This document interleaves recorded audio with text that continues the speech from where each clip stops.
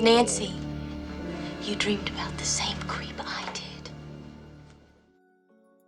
During the 1970s, Wes Craven found himself morbidly drawn to a series of articles in the LA Times detailing a bizarre series of deaths where people refused to go to sleep when horrifying nightmares began plaguing their nightly hours, and when they did finally give in to the extreme fatigue, they seemingly lost their lives in the midst of those hellish dreams. This was the base of inspiration for 1984's A Nightmare on Elm Street, which came out during the surge of slasher movies in the late 70s and early 80s in the wake of John Carpenter's Halloween. While many films at the time were content to simply replicate what Carpenter did in that film, Craven felt that the genre and the archetype of the slasher villain needed something fresh, and while it wasn't Craven's first foray into the horror genre, A Nightmare on Elm Street propelled him into such legendary status, something which he would hold on to the rest of his career and continuously prove that he would never run out of ways to innovate within the genre. Craven's career is one of the most impressive because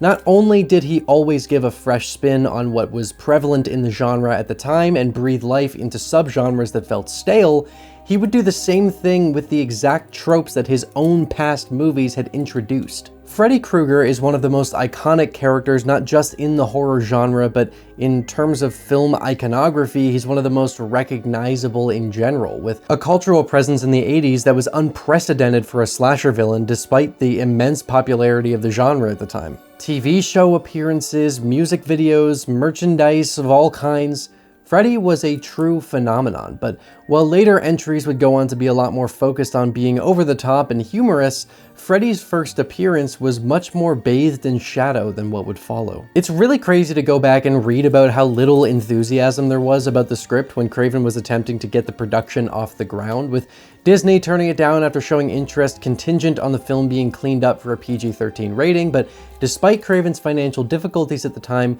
he stuck to his guns and looked elsewhere. Universal Studios showed even less interest than Disney had, not looking to try and negotiate, but instead flat out rejecting the film, a letter which Craven would go on to hang up on the wall in his office later on as a reminder of where he came from and how he succeeded against the odds because of his sheer will and ability. New Line Cinema was quite a small studio at the time, and like Craven, they were in a period of financial hardship, which left them looking for as much as they could to help dig them out of where they were headed. So they agreed to take on Craven's nightmare-ridden screenplay, although they had to seek external funding for the production as they didn't even have enough to cover the cost of this one movie at the time. Man, I suck your dick, man. What you say to me? Big win-win situation, obviously, because the film both propelled Craven's career and sent him on a trajectory that not many ever reach, but it also single-handedly saved the studio, which has become a far more substantial part of the industry. The film released on November 9th, 1984, and would go on to make $54 million globally during its theatrical run, an absolutely monumental success that was like a phoenix rising from the ashes. Earlier this month, this titan of a film celebrated its 40th birthday, so with it being on my mind, I wanted to dive into one of the most important slasher films to ever release, so let's take a look at Wes Craven's A Nightmare on Elm Street. It was as if there were 4 razors cutting at the same time. One of the most effective angles that gets opened up when dealing with a story where the characters have a fuzzy relationship with reality is that the premise can be used to make the viewer feel equally unsure of what they can trust. During the opening scene of A Nightmare on Elm Street, we're completely unaware until the end of this sequence that what we're watching is a dream, which is a really great way of Craven setting up the idea that you can never really have a steady grip on whether or not something is taking place in the realm of dreams or in the waking world. There's a lot of that sort of thing throughout the first act of the movie where it's clear that Craven wanted to throw off the audience and play with expectations a lot, which he accomplishes through this uneasy opening sequence as well as the handling of the apparent main character of the film. While Freddy would be used in a much more cartoony way in later entries, there's a lot of mystery and creepiness about the character in this one, and the way he's introduced through this sequence of him building his iconic finger knife weapon in this dingy workshop tucked away in a boiler room is incredibly effective. One of the things that I really love about Freddy's choice of weapon when compared to slashers like Michael or Jason is that the weapons those dudes use are ones that they found laying around, but there's something more sinister about the idea of the villain customizing their own weapon and forging it as this sort of personalized toy for them. It adds this sense of specificity to the way they want to cause harm to people that I find really unsettling, and it's a perfect introduction to the character to have the crafting of this unorthodox weapon be our first look. The other angle that I really love about Freddy's glove is that it makes it seem as if Freddy Krueger always wanted to be an inhumane monster, a boogeyman of sorts. So in his human life, he tried to form this weapon that would allow him to act as the boogeyman that haunts children with long bestial claws, and then he eventually got to fully form into that monster after he was killed, almost like his dream came true within the nightmare. If you couldn't tell by how quickly I pivoted into talking about Freddy himself, I love Mr. Loves Gloves McGee. As with the premise of the movie itself, it's wonderful to see that during the time when everything was just trying to copy Halloween and Michael Myers, there was still a lot of creativity going on in the space. And aside from having that whole angle of using dreams to commit his murders, there's also the distinguishing element of him being able to speak and taunt his victims, unlike the majority of killers at the time who were masked and showed very little emotion. Please, God. This is God.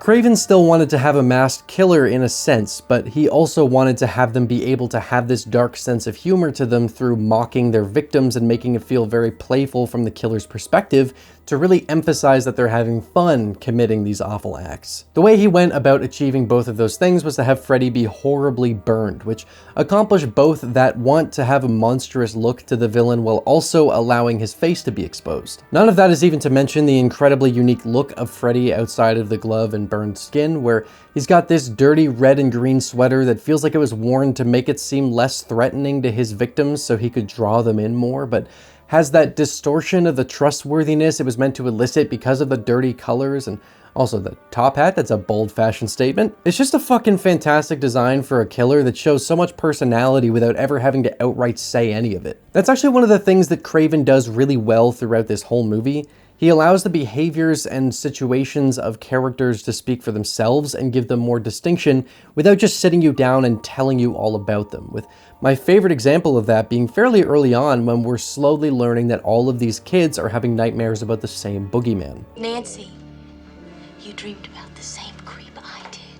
Tina and Nancy just outright talk about it, while Glenn and Rod are a little more hesitant to share that they also dreamt of Freddy. Glenn just shuts people down when they talk about it, but what Rod does is he tries to take the fear that the dreams brought into his mind and kind of throw it out onto others by making a joke with a gardening tool that shows how Freddy's scratching gloves have etched themselves into his mind, which is very reflective of his aggressive character. He's trying to like shove away his fear by making a messed up joke and hoping it will make the others uncomfortable, almost like he's hoping that if he can pass off the discomfort of what was planted into his head onto the other people, then he'll be free of it. I love this kind of thing, and it's very impressive to me how much of that was accomplished through the design of Freddy Krueger alone. Now, before we move on from Freddy and get to the actual story and the other characters of the movie, of course, I have to talk about the absolute legend of the man behind the burned face, Robert Barton Englund. I've always wondered who I would want to meet the most when it comes to the compendium of horror legends, and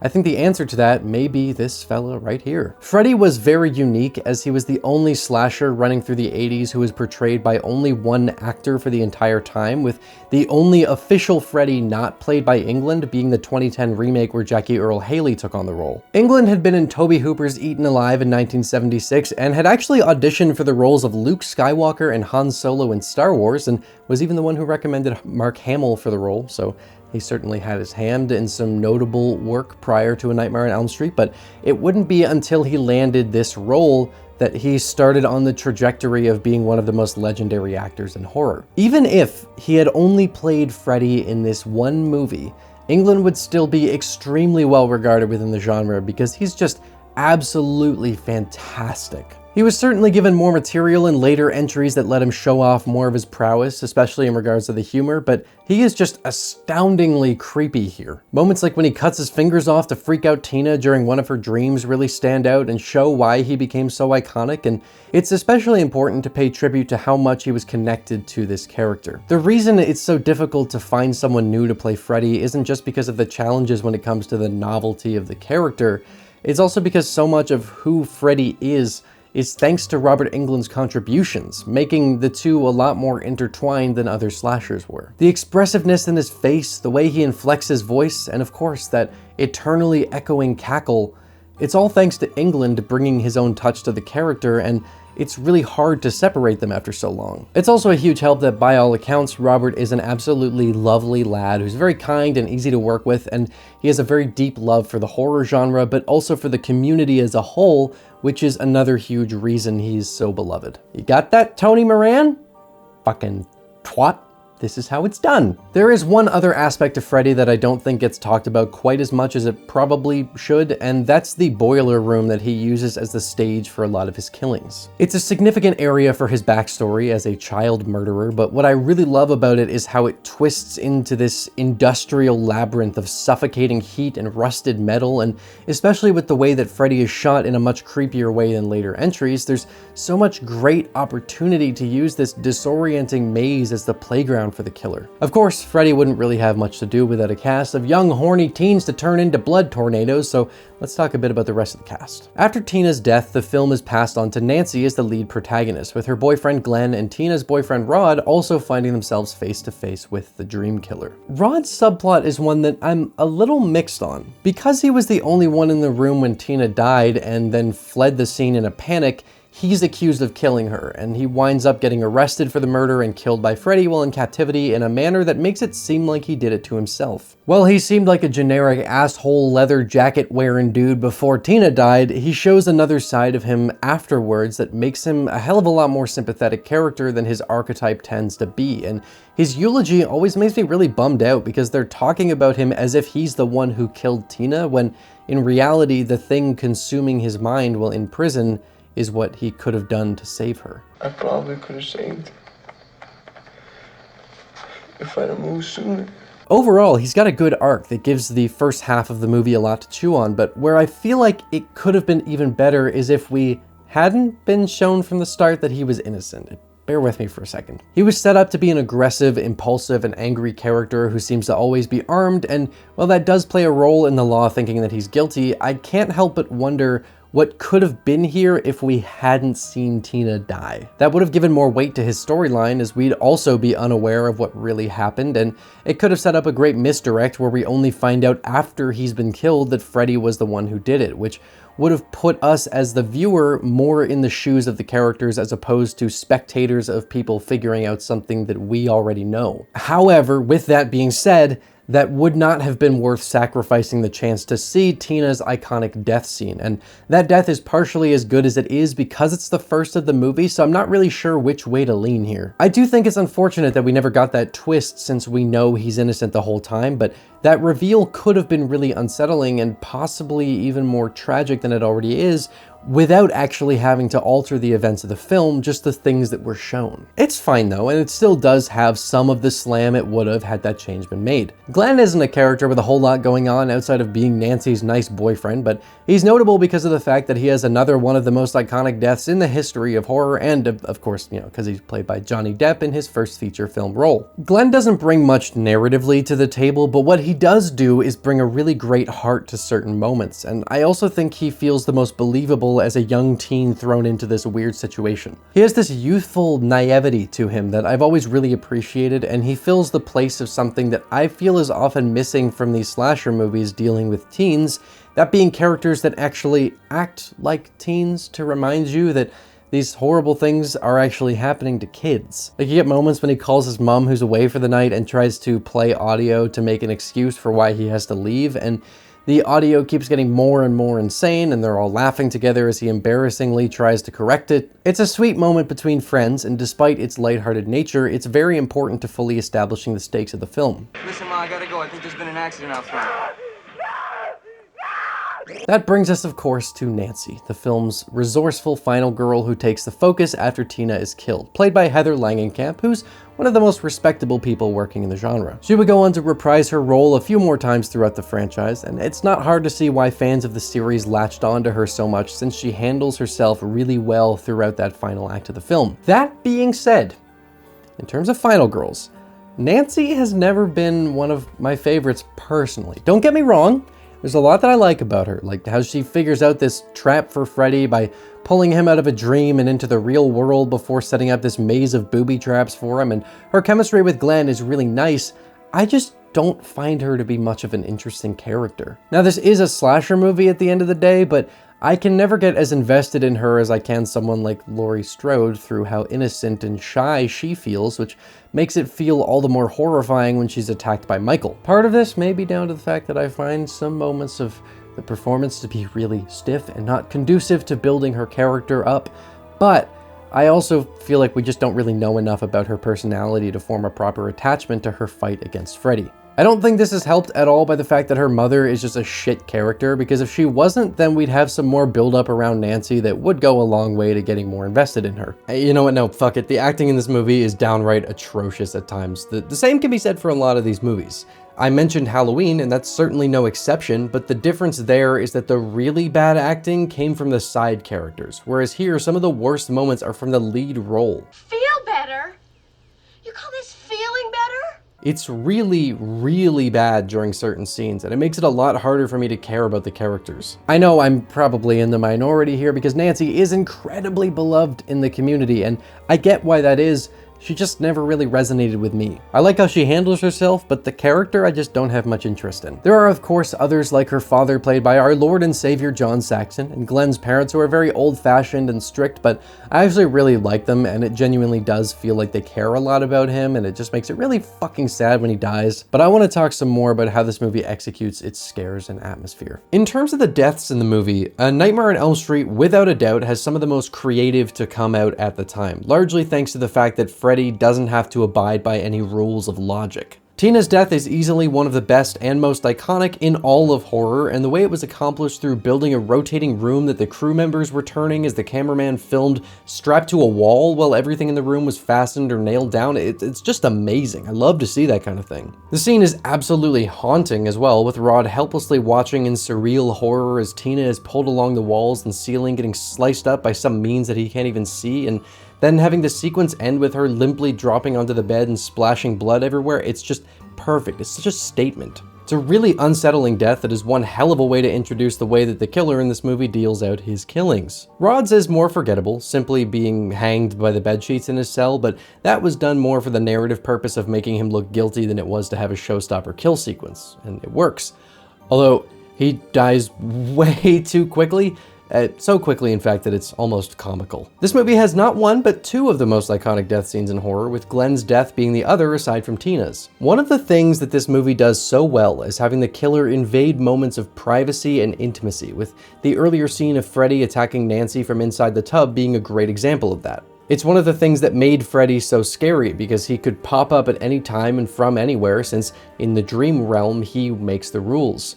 Which is really unfortunate for Glenn when he gets pulled into his bed and turned into a blood tornado. It's a fantastic scene because you know that something is going to happen here, but to have Freddy grab him from inside the bed itself and then pull him down into some clearly horrifying place is a really unnerving idea, and it removes that protection you feel like you have of being able to see where a killer is coming from. It's an insane way to kick off the climax of the film, and it's not a mystery why it became so iconic. Jacques Haitkin did the cinematography for the film, and it's one of the best examples of what people are referring to when they talk about the nostalgic look and feel of 80s horror. The use of deep and heavy shadows, the strong blue and dreamy light of the nighttime scenes. It's a really effective style, and where I think the cinematography really shines is in the way that Freddy is filmed. I love how we really never get a fully clear look of him, because every time he's around, he's shrouded by darkness or only shown in a wide shot, and that helps to build up this unknowable feel to the character despite us knowing what he looks like. I really love how little we actually see of him after Nancy pulls him out of the dream world, because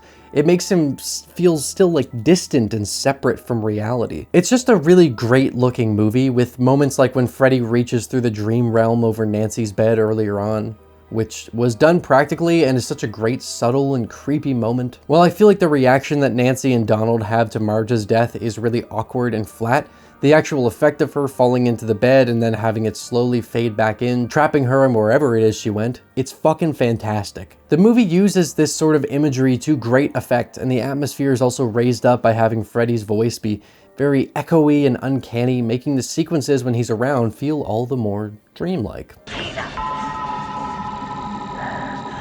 Watch this. Like the visual style, the score from Charles Bernstein encompasses a lot of what people find appealing about 80s horror. It's a synth-driven soundtrack with a great mix of slow and eerie piano that really helps to build up the dreamy setting, and then during the more high-octane moments, it becomes very percussion-heavy with some absolute bangers that can easily get stuck in your head. There are some tones that I find a little silly, but some of that is just because of the fact that this was during a time when people were going really hard on synth and were maybe a tad too liberal with the tones they got out of them, and I mean, it's still charming nonetheless. It's an iconic score that I really don't think gets quite enough love. All that being said, I do always find it pretty silly to watch this dream killer go through a Looney Tunes episode of a trap house, getting hit by comical hammers and falling like he's in a slapstick comedy. There are definitely some creepy moments early on in this movie, but even when I was younger, I never found this to be all that scary. And I think a lot of that has to do with how unserious the climax of the film is. It's fun, don't get me wrong, and it's got some absolute bangers for fire stunts, but it's also very silly. A cool little detail to note as well is that at one point Nancy is watching The Evil Dead on TV, which was Craven's way of nodding to there being a poster for The Hills Have Eyes in the basement of that movie, and then Raimi replied to that by putting Freddy's glove in the shed of Evil Dead 2. Pretty cool stuff there, and I think it shows how much Craven always cared about horror as a genre and the communal elements of it. I do want to make it very clear that I love this movie, and the elements that I'm criticizing are mostly small things that don't impact my overall enjoyment of the film. It's because the movie is so goddamn good that the things that don't hold up so well for me stick out a lot more than they would in a movie that wasn't done as well on the whole. The one instance where that absolutely isn't the case, and I think it's just really bad, is the film's ending, which feels like they completely ran out of steam and just threw something down to close things off. There are some elements of the film that I feel like weren't fully realized, like Rod's storyline or even the idea that they could have leaned more into the sleep deprivation that would come from fighting against sleep for this long and having this sleep you do get be very disturbed. All they really do with it is have Nancy look more tired and drink coffee, but there could have been a lot more with them nodding off or sort of being in this in-between state where they're daydreaming because of how much they're fighting against falling asleep. The scene when Nancy dozes off in class is probably the best example of that, but what I'm referring to would more so be things where it's not so obvious at first that she's dreaming. Anyway, the point is, certain elements of this film feel sort of underdeveloped, and the ending is the biggest one, which kind of reflects all of those smaller issues in a big way by showing how the narrative of the film also kind of falls on its face at the 1 yard line. After Freddy is defeated, the film awkwardly transitions into another dream sequence for some reason, where the kids are pulled off in the Freddy mobile and a blow-up doll version of Marge is pulled through the window in the front door, and then the movie just ends. It's total whiplash after going through the climax of the film, and it's easily my least favorite thing about this movie that overall I really love. A Nightmare on Elm Street is a movie where I really can't add much to the conversation about, since it's one of the most influential and revered slasher films, but I still wanted to pay my own little love letter to this thing. The franchise is honestly really strong overall for the most part as well, with a few entries being pretty bad, but it's got way more gold than dirt in it if you ask me. Freddy Krueger is one of the most inspired and well-realized of the big slasher villains. The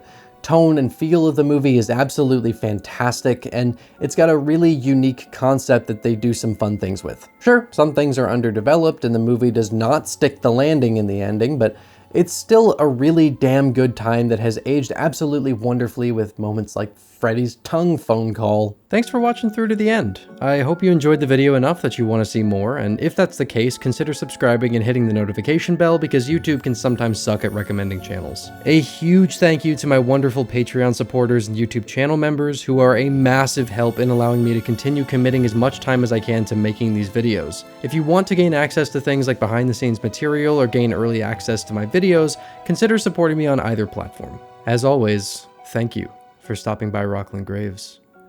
I hope you've enjoyed your stay.